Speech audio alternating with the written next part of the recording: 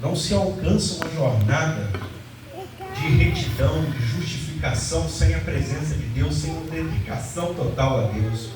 Quando Deus realmente faz parte da nossa vida, não tem nada que pode nos fazer olhar para trás. Não tem nada que vai nos faltar. O Senhor é o meu pastor, nada me faltará. A mulher de Ló servia a Deus. A sua casa era uma igreja. A sua casa era um local de adoração, de oração, de culto, de comunhão com Deus. Ela vivia em meio a um povo pagão, com homens maus, com homens ímpios, mas o seu esposo era um homem justo, um homem íntegro, sobrinho de Abraão, amigo de Deus. Vamos ver um paralelo nessa passagem bíblica. Quantos estão hoje nessa mesma situação? O mundo está aí. O mundo está mal, o mundo está corrompido, com pecados como os de Sodoma e Gomorra, talvez até piores, cheio de maldades, cheio de vícios. Mas nesse meio, desse mundo perdido, tem pessoas que servem a Deus. Amém, meu amigo? Amém. Amém. Nesse mesmo mundo caótico por natureza, da natureza caída do homem, nós temos pessoas que estão comprometidas com Deus.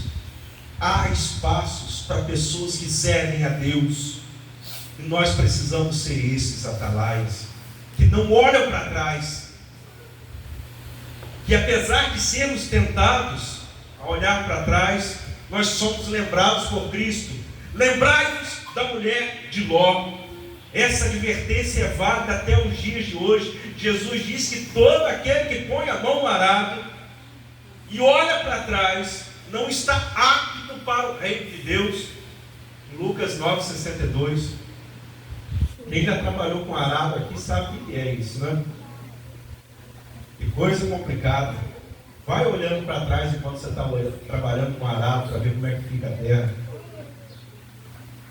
Uma vez eu ouvi a história de um homem que saiu uma madrugada dessa fria, arando a terra, e aí ele fixou o olhar num ponto branco que ele entendeu ser uma pedra, e ele ia acompanhando aquela pedra com um arado, e de repente ele olhou para trás e viu que estava tudo torto, e aí a serração foi dissipando, e ele viu que aquele branco na verdade era uma vaca, e a vaca ia se mexendo, e o arado dele também.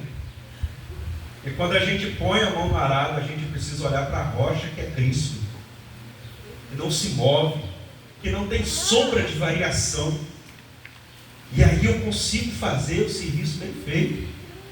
E por isso que Jesus está falando aqui, quem põe a mão no arado e olha para trás não está apto para o reino de Deus.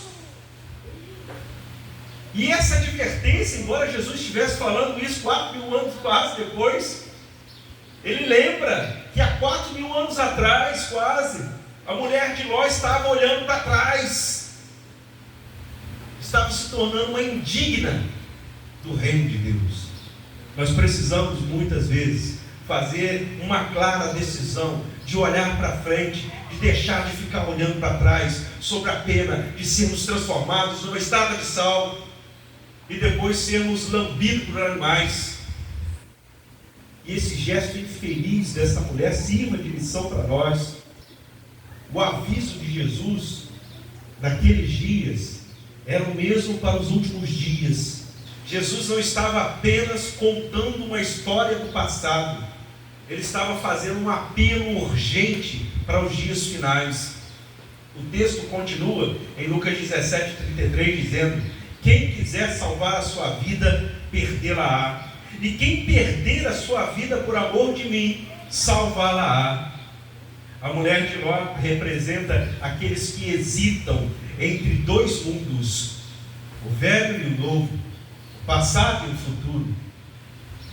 Estar ou não estar na presença de Deus. Hoje é um tempo de nós tomarmos decisões. Não dá para servir a dois senhores. Quem ama o mundo se torna inimigo de Deus, é o que está lá em Tiago 4:4.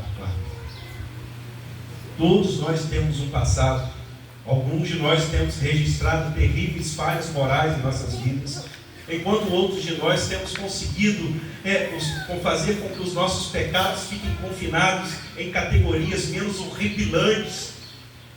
Mas quanto mais nós conhecemos a Cristo, mais chegamos a perceber que todo pecado ele é assombroso.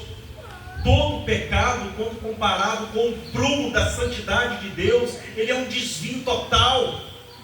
Todo pecado é um assombroso exercício ao autofoco, à autoadoração. Quando o ego se torna muito mais importante, a fé salvadora, ela nos liberta do poder do pecado, ela nos permite escolher o que Deus quer, ao invés daquilo que nós queremos. E com o tempo, alinha o nosso desejo ao desejo de Deus. E ao invés de querermos nos considerar como muita coisa, aprendemos a glorificar o nosso Criador. Mas se formos honestos, reconheceremos que ainda abrigamos locais de alta adoração no fundo dos nossos corações. À medida que olhamos, à medida que nós melhoramos em pôr de lado uma área do pecado, muitas das vezes nós nos tornamos melhores em esconder outras áreas. Por mais que nós queiramos crescer na graça, nós descobrimos que o nosso passado ainda nos atrai. Mas não é suficiente somente reconhecermos e nos arrependermos de nossos pecados. Para abandonar o seu pecado, você precisa odiar o seu pecado. Para que a mulher de Ló pudesse abandonar Sodoma e Gomorra, ela tinha que sentir no seu coração a mesma repulsa que Deus sentia por aquelas cidades. Para que ela pudesse sair e não olhar para trás, ela tinha que sentir o nojo que Deus sentia ao olhar para aquele povo. Porque enquanto o seu coração ainda tivesse algo diferente disso, ela ainda ia sentir saudade. Por isso, meu irmão, minha irmã, você deseja abandonar o pecado mesmo que cativo no seu coração, você precisa olhar para esse pecado como Deus o olha, e sente nojo, repulsa. Deus mesmo em Apocalipse fala na igreja de Laodiceia, se não me engano, que ele fala que sentia como se estivesse a ponto de vomitar, porque era morno. Tentou tomar uma água morna de manhã, dá náusea, embrulha o estômago. E esse morno, esse estado morno, causa isso em Deus, e precisamos sentir a mesma coisa. Nós precisamos estar fervorosos na presença do Senhor, porque isso é que o agrada e não o enoja. Creio que uma pista para compreendermos a morte de Ló, a da mulher de Ló, está no que ela se transformou. Deus poderia ter simplesmente terminado com a vida dela de muitas outras maneiras. Por que transformar numa estátua de sal? Por que Deus simplesmente não a matou como matou muitas outras pessoas no passado, né? Tirou a vida de muita gente, ou mandou que alguém fosse lá e matasse, ou aproveitasse uma das bolas de fogo que caía lá e caísse na mulher de Ló. Por que transformar essa mulher numa estátua de sal? Poderia ter convertido ela em outra substância, mas Gênesis nos diz especificamente que ela se tornou uma estátua de sal. E para o ouvinte moderno, o sal é uma referência de tempero conhecido. Mas tem isso é porque nós desfrutamos, né, dos benefícios hoje da refrigeração. A gente não conhece tanto o poder do sal no passado, mas certamente, por milhares de anos, a função primária do sal não era ser tempero. A função primária do sal era ser um conservante. Não é? Uma metáfora adequada para a senhora de Ló. Deus não queria que ela fosse apenas fosse uma estátua. A ênfase não está na estátua, a ênfase está no sal. Deus queria conservá-la. Por isso que Jesus vai e traz a memória dela, para conservar, para usar a conservação.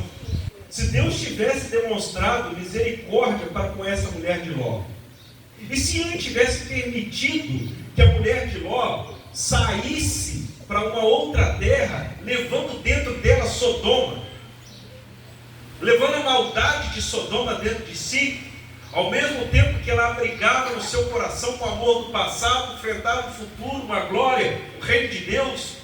Sabe o que aconteceria, meu irmão? O vírus da maldade de Sodoma teria ido com ela para sua nova casa, e ela teria sido preservada dentro dela e guardada numa oportunidade para sair e infectar todo mundo que estava em volta. E ao invés de permitir que ela preservasse a sua estima por Sodoma, num novo lugar, Deus a preservou com uma estátua de sal. E ela se tornou um memorial de preservação do mal, um aviso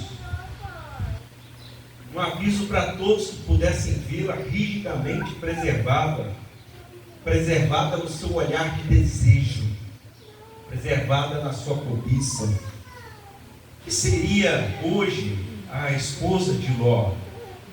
Os que preservam dentro de si uma memória de pecados, saboreados em anos passados, encheram seu pecado, ainda